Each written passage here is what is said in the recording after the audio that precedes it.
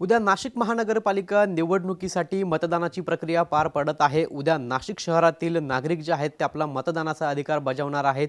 या मतप्रक्रियेसाठी अवघे काही तास शिल्लक आहेत। या संदर्भात बोलण्यासाठी आपल्यासोबत शिवसेना नेते माजी खासदार हेमंत गोडसे आहेत। आप्पा, खरं तर या संपूर्ण निवडणुकीची जबाबदारी जी आहे आपल्या पक्षाच्या वतीने आपल्याकडे होती।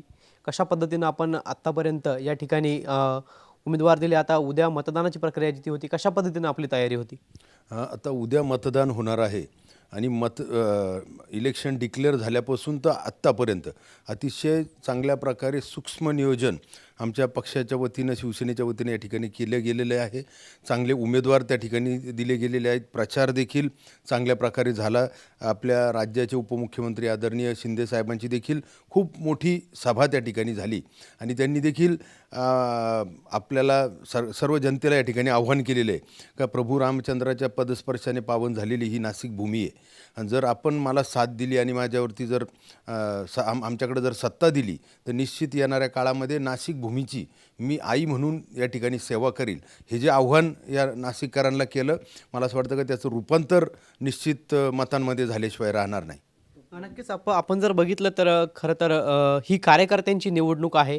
आपण एक नेते म्हणून आपल्याकडे हे नाशिकची जबाबदारी होती। आता उद्या कशा पद्धतीचं नियोजन आपलं असणार आहे? खरं तर नाशिक शहरात आपण जर बघितलं विविध प्रभाग आहेत, ते आपल्या विविध पक्षातील लोकप्रतिनिधी असतील, आमदार खासदार त्यांच्याकडे जबाबदारी होती। आपण देखील संपूर्ण हे बघत होतात।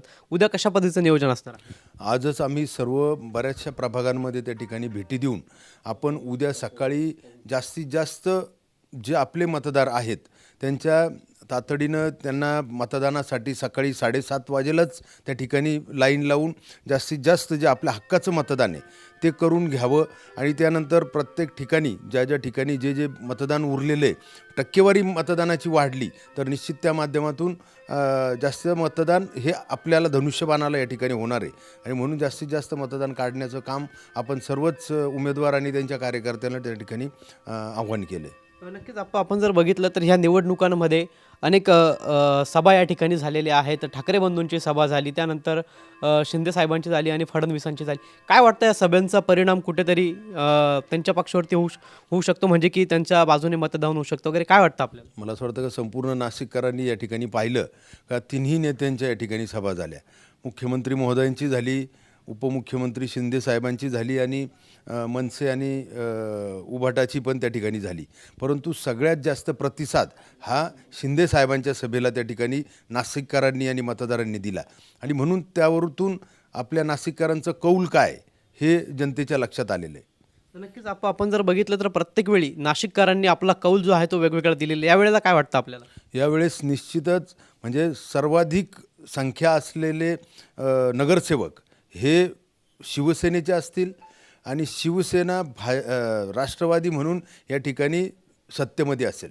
नक्कीच खरं तर बघितलं कुठेतरी मनसे असेल किंवा उभाटा असेल यांच्याकडनं देखील दावा केला जातो की आमचाच महापौर होईल। भाजपकडनं दावा केला तो आम्ही स्वबळावर लढतोय, 100+चा नारा दिला आहे, महापौर होईल। आपल्याला काय वाटतं?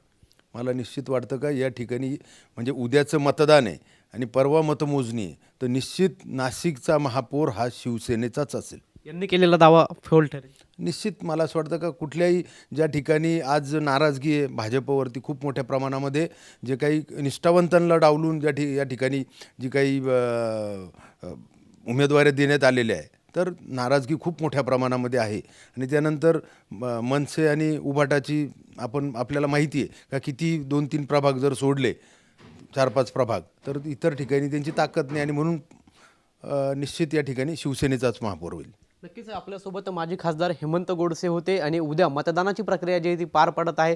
उद्या नाशिककर आपलं मतदान जे आहे ते करणार आहेत आणि त्यामुळे उद्या नाशिककर कोणाला कौल देतात ते देखील पाहणं महत्त्वाचंच ठरणार आहे। मात्र आता बोलताना माजी खासदार हेमंत गोडसे यांनी शिवसेनेचाच महापौर होईल, शिवसेनेची सत्ता येईल अशा पद्धतीचा विश्वास जो आहे तो व्यक्त केला आहे।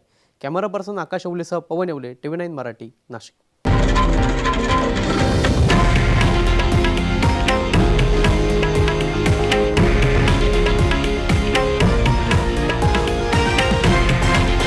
हे आहे देशातील नंबर 1 न्यूज नेटवर्क आणि आपण पाहत आहात TV9 मराठी, एकमेव।